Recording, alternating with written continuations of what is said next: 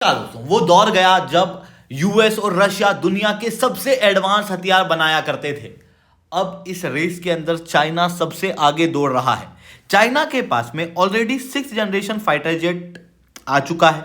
China उसके अलावा कई सारे अतरंगी हथियारों को टेस्ट कर रहा है, अतरंगी हथियार बना रहा है। ऐसे प्रकार के फाइटर जेट जो कि एटमॉस्फेयर को छोड़ के स्पेस में जा सकते हैं। ऐसे प्रकार की मिसाइल्स बनाई जा रही है जो कि एक सबमरीन से लॉन्च होती है, स्पेस में जाती है और स्पेस के अंदर रह रही सैटेलाइट्स के ऊपर अटैक करने की क्षमता रखती है। और इसके बाद अब चाइना ने air to air hypersonic missile भी डेवलप कर ली है जिसकी रेंज लगभग 1000 किलोमीटर है, जो काफी चौंका देने वाला। आने वाले समय में जियोपॉलिटिक्स को पूरी तरीके से बदल देगा और इसका खतरा भारत के ऊपर और ज्यादा पड़ने वाला है, क्योंकि चाइना जितने भी एडवांस हथियार बना रहा है उनको पाकिस्तान को भी दे रहा है। ऐसी कंडीशन में भारत के ऊपर ये सारी चीजें एक बड़ा खतरा बनाती है। कैसे बनाएंगी इसे मैं शिवलिंग चौहान डिटेल में आप लोगों के साथ में चर्चा करूंगा। बट उसके पहले आप लोग मेरे साथ में SRC10 टेलीग्राम ग्रुप के ऊपर जुड़ सकते हो। मेरे क्लास की अपडेट PDF सब कुछ आपको मिल जाएगी। यूपीएससी CSE की तैयारी करना है, इंडिया के टॉप एजुकेटर से ऑफलाइन क्लास के अंदर पढ़ना है तो आप लोगों के पास में अच्छा मौका है। अनअकैडमी अब केवल ऑनलाइन ही रहा है, अनअकैडमी अब ऑफलाइन भी आ चुका है। अभी हमारा एक बूट कैंप भी होने वाला है जो कि हमारे करोलबाग वाले सेंटर्स पे होगा, जहां पर ये सारे टीचर्स आप लोगों को ऑफलाइन क्लासेस के अंदर मिलेंगे और आपको 1-on-1 गाइडेंस देंगे। आपके जितने भी डाउट्स हैं सब रिजॉल्व किए जाएंगे। सब कुछ होने वाला है 9 फरवरी के दिन। इवन यहां पर आपके रिवीजन के लिए, लास्ट टाइम रिवीजन के लिए आपको एक मैगजीन भी दी जाएगी, एक हैंडआउट भी दी जाएगी जो आपको काफी ज्यादा मदद करने वाली है। इसके अलावा दोस्तों, अगर आपको मंथली करंट अफेयर्स की मैगजीन, प्रीवियस ईयर के क्वेश्चन, प्रीलिम्स के मॉक टेस्ट, एनसीईआरटी के नोट्स की समरी, इंडिया ईयर बुक की समरी, ये सब कुछ फ्री ऑफ कॉस्ट चाहिए तो नीचे डिस्क्रिप्शन के अंदर मैंने लिंक दी हुई है, वहां से डाउनलोड कर सकते हो। इसके अलावा ये कॉन्टैक्ट नंबर, इस पर कॉल करना। इस पर कॉल करने के बाद में आपको हमारी टीम कॉल करेगी और 1-on-1 मेंटरशिप देगी। चलिए दोस्तों, समझने का प्रयास करते हैं यहाँ पे क्या हुआ है। सबसे पहले बात करते हैं कि ये मिसाइल्स हाइपरसोनिक किस तरीके से हो जाती है। देखो, अलग अलग प्रकार की मिसाइल्स होती हैं। एक तो आपने बैलिस्टिक सुनी होगी, एक क्रूज सुनी होगी, एक ग्लाइड सुनी होगी, वो आगे हम लोग समझेंगे। हर प्रकार की मिसाइल के अंदर 3 वेरिएंट होते हैं depend on their speed.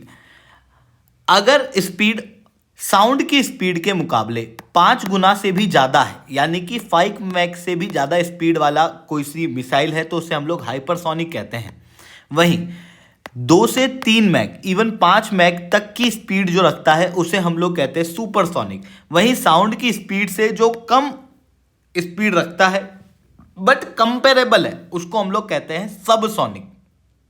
Bharat के पास में सुपरसोनिक के नाम पे ब्रह्मोस है, सबसोनिक के नाम पे निर्भय है और ब्रह्मोस 2 जो है वो हाइपरसोनिक मिसाइल जो है वो होने वाली है। हालांकि अगर आप दुनिया में देखोगे तो कई सारे देशों के पास में यूं तो हाइपरसोनिक वेपन की टेक्नोलॉजी और हथियार देखने को मिलेंगे, बट ओरिजिनल में बहुत कम देशों के पास में हाइपरसोनिक मिसाइल है। अब आप कहोगे ये कैसे? देखो, जिन देशों के पास में हाइपरसोनिक मिसाइल है वो है हाइपरसोनिक बैलिस्टिक मिसाइल, जहां पर हाइपरसोनिक स्पीड अचीव करना काफी इजी है। इसमें क्या होता है, रॉकेट इंजन लगाया जाता है और मिसाइल अंतरिक्ष में जाती है और अंतरिक्ष में जाने के बाद जब वो वापस से अपने टारगेट को हिट करने के लिए धरती के एटमॉस्फेयर में एंटर करती है, इस बीच में वो कुछ पीरियड के लिए हाइपरसोनिक स्पीड को अचीव करती है।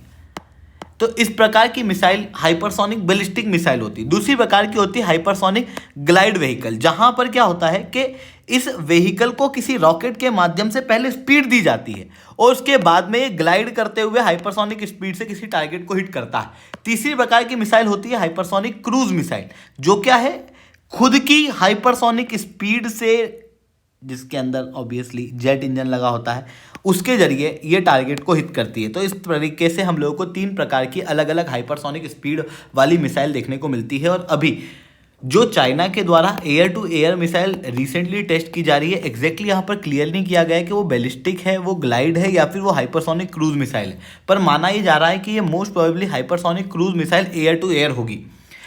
और यहां पर जो सबसे ज्यादा चौंकाने वाली बात यह है कि अभी तक hypersonic air to air missile की अगर हम लोग बात करें तो वो केवल और केवल रशिया के पास है, जो कि भी बैलिस्टिक मिसाइल है, जो कि आप क्लियरली यहां पर देख सकते हो, किंजल क्लास मिसाइल। वहीं दूसरी तरफ ये जो मिसाइल है जो चाइना अभी टेस्ट कर रहा है, इसकी स्पीड लगभग 5 मैक के आसपास देखने को मिल रही है। स्पीड से ज्यादा चौंका देने वाली बात है इसकी रेंज। देखो, चाइना ने थोड़े समय पहले P-17 मिसाइल को टेस्ट किया था, जो कि भी एक एयर टू एयर मिसाइल है, और इसकी रेंज थी लगभग 400 किलोमीटर की, जो कि दुनिया की सबसे ज़्यादा रेंज वाली एयर टू एयर मिसाइल मानी जा रही थी। क्योंकि देखो, ऊपर जब आप हवा में होते हो तो वहाँ पर 400 किलोमीटर की रेंज होना अपने आप में एक बहुत बड़ी रेंज है। पर अभी जो ये मिसाइल टेस्ट की जा रही है, इस मिसाइल का नाम क्लियरली नहीं बताया गया कि एग्जैक्टली इस मिसाइल का नाम क्या होगा, बट जो पिछली बार PF-17 मिसाइल से इंडक्ट की थी उससे भी ज़्यादा रेंज वाली ये हाइपरसोनिक मिसाइल देखी जा रही है। लगभग 1000 किलोमीटर की रेंज इसकी है। और जब इसी मिसाइल को आप चाइना के 5th जनरेशन फाइटर जेट जैसे J-35A और J-20 के अंदर लगा दोगे, तो अब आप सोचो कि ये मिसाइल कितनी ज़्यादा घातक हो सकती है और इवन चाइना एयर वॉरफेयर के अंदर कितना बेहतर हो गया है। इवन अगर आपको समझ नहीं आ रहा हो कि 1000 किलोमीटर या 400 किलोमीटर कितना ज़्यादा होता है, तो आप इससे समझ सकते हो। भारत के पास में जो air to air beyond visual range missile है, बियॉन्ड विजुअल रेंज की एक क्लियर डेफिनेशन है ग्लोबल लेवल पे, जिसकी भी रेंज 37 किलोमीटर से ज़्यादा है, उसे हम लोग बियॉन्ड विजुअल रेंज कहते हैं। भारत के पास जो एयर टू एयर मिसाइल है उसके अंदर आपको अस्त्रा मार्क 1 देखने को मिलती है, जिसकी रेंज लगभग 80 किलोमीटर की है। आने वाले समय में हम अस्त्रा मार्क 2 बनाएंगे, जिसकी रेंज हम 160 किलोमीटर तक लेके जाएंगे। और काफ़ी समय बाद लगभग 2030-32 तक अस्त्रा मार्क 3 बनेगी, जो कि लगभग 350 किलोमीटर की स्पीड को अचीव करेगी 2030 में। अब आप सोचो 1000 किलोमीटर तक जाने में हम लोगों को कितना समय लगेगा। वहीं चाइना ऑलरेडी 400 किलोमीटर पे जा चुका है और अगली मिसाइल जो है वो लगभग 1000 किलोमीटर तक की रेंज वाली होने वाली है, जो कि चाइना को एयर वॉरफेयर के अंदर काफ़ी ज़्यादा मदद देने वाली है। इवन देखो, हम लोगों को लग रहा था कि जो 5th generation stealth fighter jet हैं, जो कि दुश्मन के रडार के पकड़ में नहीं आते, इस तरीके के फाइटर जेट ग्लोबल लेवल की वॉरफेयर को पूरी तरीके से चेंज कर देंगे। जिस भी कंट्री के पास में 5th जनरेशन फाइटर जेट होगा उससे तो कोई लड़ ही नहीं पाएगा। बट चाइना की ये डिफेंस टेक्नोलॉजी इन सारी चीज़ों को गलत साबित कर रही है, क्योंकि चाइना की जो हाइपरसोनिक स्पीड है मिसाइल की और रडार जो कि 5th जनरेशन फाइटर जेट को भी आइडेंटिफाई कर सकते हैं, इस तरीके की टेक्नोलॉजी जो चाइना ऑलरेडी टेस्ट कर रहा है, इनके जरिए China 5th generation fighter jet को बहुत आसानी से उड़ा सकता है। Even United states of America का B-21 रडार करके ये बॉम्बर उसके द्वारा बनाया जा रहा था, जो कि काफ़ी खतरनाक माना जा रहा था। इसके अंदर high amount of stealth technology, strike deep into enemy territory capability, और ये बिना ह्यूमन पायलट के उड़ने वाला एक बॉम्बर है।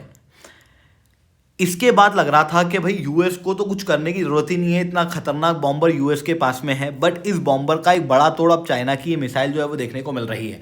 अब आप कहोगे कि सर ये बॉम्बर और फाइटर जेट में क्या अंतर है, स्टील टेक्नोलॉजी फाइटर जेट तो हमारे पास है ना। देखो, फाइटर जेट जो होते हैं वो एक्चुअल में एयर टू एयर कॉम्बैट के लिए होते हैं। मतलब जैसे दूसरे के पास में फाइटर जेट है, हमारे फाइटर जेट है, आपस में लड़ेंगे, या फिर फाइटर जेट किसी एरिया के अंदर गोली वाली या फिर थोड़े बहुत छोटे मोटे बॉम्ब फेंकने के लिए रहते हैं। मतलब जनरली जो फाइटर जेट होते हैं इनकी साइज छोटी होती है ताकि ये रडार के अंदर नहीं आए, इनकी स्पीड तेज होती है और ये काफ़ी एजिलिटी वाले होते हैं ताकि ये क्या कर सके, दुश्मन से लड़ सके। इसके अंदर machine gun, air to air missiles और कई बार बॉम्ब्स जो हैं वो लगे रहते हैं। F-22 रैप्टर, F-35 लाइटनिंग 2 ये आपको फाइटर जेट दिखाई देंगे। दूसरी तरफ बॉम्बर्स जो होते हैं ना, ये दुश्मन के एरिया के अंदर जाके बम फोड़ने के लिए होते हैं। बम बड़े होते हैं ना, हथियार बड़ा हथियार है बम, इस कारण से बॉम्बर को भी बड़ा बनाना पड़ता है। और क्योंकि ये बड़े होते हैं इस कारण से इसके अंदर रेंज जो है वो आपको ज़्यादा देखने को मिलने के साथ में जो बॉम्बर्स होते हैं वो रडार के इजीली पकड़ में आ जाते थे अभी तक, क्योंकि क्रॉस सेक्शन एरिया जो है वो इनका काफ़ी ज़्यादा होता था। बट अब क्या है कि क्रॉस सेक्शन एरिया बॉम्बर का बहुत कम कर दिया गया यूएस के द्वारा उसके B-21 रडार के अंदर, जिसके कारण से ये बॉम्बर काफ़ी खतरनाक दिखाई दे रहा था। बट इसका तोड़ भी अब चाइना के पास में आ चुका है। ऐसी कंडीशन में यूएस को चाइना की इन टेक्नोलॉजी संभल के रहना बहुत ज़्यादा आवश्यक है। बट यूएस से ज़्यादा संभल के रहना जरूरी है भारत को, क्योंकि यूएस के साथ में इनडायरेक्ट डिस्प्यूट है चाइना के, क्योंकि यूएस और चाइना एक दूसरे की हेजिमनी को चैलेंज करते हैं। बट भारत के साथ में चाइना के डिस्प्यूट जो है वो डायरेक्ट है, बॉर्डर पे हैं। ऐसी कंडीशन में भारत को भी अपनी टेक्नोलॉजी को रेगुलर अपग्रेड करना बहुत ज़्यादा आवश्यक है। जहां पर भारत ने थोड़े समय पहले एक हाइपरसोनिक ग्लाइड व्हीकल टेस्ट किया था और हाइपरसोनिक मिसाइल के लिए हम लोगों ने हमारा स्क्रैमजेट इंजन भी ऑलरेडी बना लिया है। ये दो एक बड़े डेवलपमेंट हैं, बट उसके बावजूद भी जैसा कि डीआरडीओ द्वारा कहा गया था कि भारत के अंदर जितने बड़े हम लोग प्रॉमिस कर रहे हैं उसके हिसाब से काम काफ़ी स्लो हो रहा है। ऐसी कंडीशन में भारत को काम को और तेज बढ़ाने की आवश्यकता है। आई होप ये सारी बातें आपको समझ में आई होंगी। लेक्चर अच्छा लगा हो तो लाइक करना, लेक्चर बहुत अच्छा लगा हो नीचे 7 से 10 कमेंट करना। यूपीएससी सीएससी की तैयारी करना, इंडिया के टॉप एजुकेटर से ऑफलाइन क्लास के अंदर पढ़ना है तो आप लोगों के पास में अच्छा मौका है। अनअकैडमी में केवल ऑनलाइन नहीं रहा है, अनअकैडमी में ऑफलाइन भी आ चुका है। हमारे सेंटर्स ऑलरेडी खोले जा चुके हैं। ठीक है दोस्तों, आज के इतना ही। That's all from my side.